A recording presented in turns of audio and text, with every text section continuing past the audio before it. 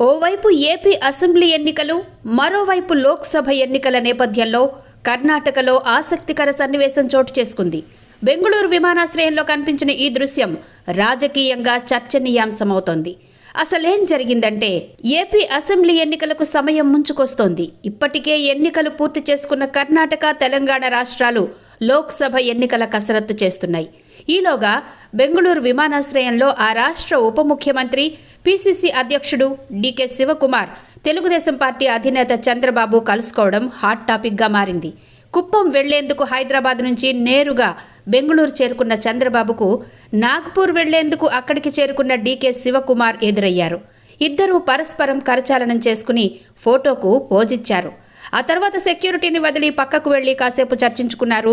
ఇదే ఇప్పుడు ఆసక్తిగా మారింది.